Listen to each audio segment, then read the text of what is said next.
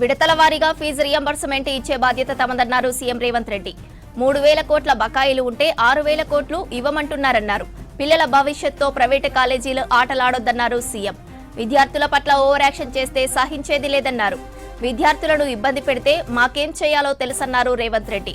స్కూళ్లు కాలేజీలు బంద్ పెట్టి నిరసన చేస్తే సహించేది లేదని హెచ్చరించారు సీఎం. 2014 నుంచి ఇప్పటి వరకు చదువుకున్న విద్యార్థులు ఎవరు, ఫీజు రియంబర్స్మెంట్ పొందిన సంస్థలు ఎవరు, ఈరోజు ఎవరెవరికి బకాయి ఉంది, ఒక ఏదన్నా సిట్ ఏర్పాటు చేసి విచారణ చేద్దాం. 2014-15 చంద్రశేఖరరావు గారు అసెంబ్లీలో మాట్లాడి ఒక విజిలెన్స్ అండ్ ఎన్ఫోర్స్మెంట్ను అపాయింట్ చేసి నివేదిక ఇచ్చిండ్రు. ఆ నివేదికను ఎందుకు తొక్కిపెట్టి చర్యలు తీసుకోకుండా దాని మీద కూడా చర్యలు తీసుకుందాము. నేను ఆ కళాశాల యజమానులను, మీరు వ్యాపారం చేసుకుంటారు, మీరేం సేవ చేస్తలేరు, మీ వ్యాపారంలో మీరు ఎంత సంపాదించిండ్రు, మీరు ఎట్లా సంపాదించుకుంటుండ్రు, ఏమేం జరిగింది అనేది అందరికీ తెలుసు. రాజకీయ ప్రేరితమైన స్టేట్మెంట్లు అధికారులను తిట్టడంతో మీకేం ఫీజు రియంబర్స్మెంట్ రాదు. ప్రభుత్వానికి ఉన్న అప్పుల్లో 35 సంవత్సరాలు ప్రభుత్వంలో సేవలు అందించిన అధికారులకు కూడా వాళ్ళ రిటైర్మెంట్ బెనిఫిట్స్ను విడతల వారికి ఇస్తున్నాము. మేము ప్రభుత్వాన్ని ఏర్పాటు చేసే సమయానికి జీతభత్యాలు కూడా విడతలాలు ఇస్తుంటే సర్దిద్దుకుంటూ వస్తున్నాము. సహకరించాల్సిన మీరు ఈ రకమైన వితండవాదంతో బంద్ పెడితే ఇప్పుడు ఫీజులు అడగరా? ఇప్పుడు బంద్ పెడితే పిల్లలకు విద్య దూరం అవుతుంది. 3 నెలలకు 6 నెలలకు మేము ఫీజులు ఇస్తే ఈ బంద్ పెట్టినందుకు ఎవరిని శిక్షించాలి? పిల్లల జీవితాలతోని చెలగాటాలు ఆడొద్దని నేను యజమానులకు చెప్తున్నా. విడతల వారీగా మీకు ఫీజులు చెల్లించే బాధ్యత మేము తీసుకుంటాము. మొట్టమొదట మేము అధికారంలోకి వచ్చిన తర్వాత ఏం బకాయిలు ఉన్నా అవి ఇస్తాం. కేసీఆర్ పెట్టిపోయిన బకాయిలు ఏమన్నా ఆడపోయి అడుగురి. ఉన్నవే 3,600 కోట్ల బకాయిలు అంటే 6,000 ఇవ్వండి, 5,000 ఇవ్వండి అని ఉపన్యాసాలు ఇస్తుండు. ఉపన్యాసాలు ఇచ్చటాయని నేను చూసిన 12 కాలేజీలు పర్మిషన్ ఇవ్వమని వచ్చి పైరవికి వచ్చిండు, ఇయ్యలే. ఇంకొక 2 ఆఫ్ క్యాంపస్, ఆయనది ఉండేది మహబూబ్నగర్లో, ఆఫ్ క్యాంపస్ హైదరాబాద్లో నాకు క్యాంపస్ ఇవ్వమని వచ్చిండు, ఇయ్యలే. ఇవన్నీ రూల్కి వ్యతిరేకం.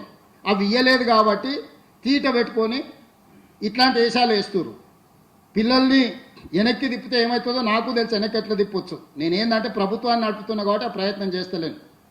పిల్లల చదువులకు ఆటంకం కలిగిస్తే యజమానులైనా ఉండొచ్చు, రాజకీయ పార్టీలైనా ఉండొచ్చు, ఎవరైనా కఠినంగా వ్యవహరిస్తాము. మీ డబ్బుల కోసం పిల్లల జీవితాలతోని చెలగాటం ఆడకండి. ఈరోజు మీరు బంద్ పెడితే అకాడమిక్ ఇయర్ లాస్ అయిపోతే ఆ పిల్లలకు చదువు తిరిగి రాదు. ఇవాళ మీ ఫీజు రియంబర్స్మెంట్ తిరిగి వస్తుంది. పిల్లలకు మీరు చేసే అన్యాయం తిరిగి వస్తుందా? చెప్పండి.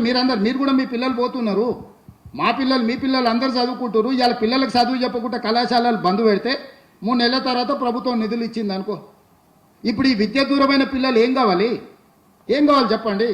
ఫేస్ రికగ్నేషన్ పెట్టిన పిల్లలకు టీచర్లకు తప్ప, ల్యాబ్లు ఉన్నాయా లేవా పరిశీలించమని చెప్పిన తప్ప, టీచర్లు ఉన్నరా లేరా చదువు చెప్పేటోళ్ళు ఉన్నరా లేరా చూడండి అని చెప్పిన తప్ప, భవనాలు ఉన్నాయా లేవా చూడండి అని చెప్పిన తప్ప, పరిశీలించడానికి వెళ్తున్నాం. మేము ఎవరి మీద కేసులు కట్టలేదు, పరిశీలనకే రాని మేము తాళాలు వేసుకొని పోతామంటే ఏ రకమైన వ్యవహార శైలితో ఉన్నారు మీరు చెప్పండి. మీరే పిల్లల తల్లిదండ్రులు, మీ పిల్లల కోసమే కదా ఈరోజు నాణ్యమైన విద్య అందించడానికి ఫీజు రియంబర్స్మెంట్ ఇస్తున్నాం. మీరు విద్యనే అందించం బంద్ పెడతామని అంటే ఇంకా మీతో చర్చించడానికి ఏముంది? విడతల వారీగా నిధులు విడుదల చేస్తాం. నిధులకి ఇబ్బంది లేదు. ఉన్న పరిస్థితుల్లో అన్నిటినీ సమన్వయం చేసుకుంటాం. వెల్ఫేర్ హాస్టల్స్ ఉన్నాయి, ఎడ్యుకేషన్ ఇన్స్టిట్యూట్స్ ఉన్నాయి. ఈరోజు అందరినీ సమన్వయం చేసుకోవాలి. ఒక్క కాలేజీ యజమానులే కాదు, ప్రభుత్వ ఉద్యోగులు ఉన్నారు, రిటైర్డ్ అయిన ఉద్యోగులు ఉన్నారు, పెన్షనర్స్ ఉన్నారు, అగ్రికల్చర్ ఫార్మర్స్ ఉన్నారు, ఉమెన్ ఉన్నారు, మీడియా మిత్రులు ఉన్నారు. ఢిల్లీకి పోతే మీ వాళ్ళు మాకు సార్ రాజీవ్ ఆరోగ్యశ్రీ ఢిల్లీలో ఇంప్లిమెంట్ అవుతలేదు, మీరు ఏదో ఒకటి చేయాలని అడిగిండ్రు. ఏదో ప్రయత్నం చేస్తున్నాము. ఏదో ఈ సమస్యలు కొత్తగా రేవంత్ రెడ్డి వచ్చినాకనే పుట్టుకొచ్చినాయి. ఈ సమస్యలకు మొత్తం రేవంత్ రెడ్డి కారణం అన్నట్టు మీరు ఏ రాజకీయ పార్టీలతో అంటగాగుతారు, మీ వెనకాల ఎవరుండో తెలుసుకోలేనంత నిద్రావస్థలు ఉన్నామా మేము? మాట్లాడుతున్న 3-4 పేర్లు తీయండి, వాళ్ళు ఏమేమి అడిగిందో గవర్నమెంట్ను చూడండి. అవి ఇయ్యనందుకే కదా మీరు ఇవన్నీ చేస్తున్నది. బ్లాక్మెయిల్ చేస్తుర్రా గవర్నమెంట్ను?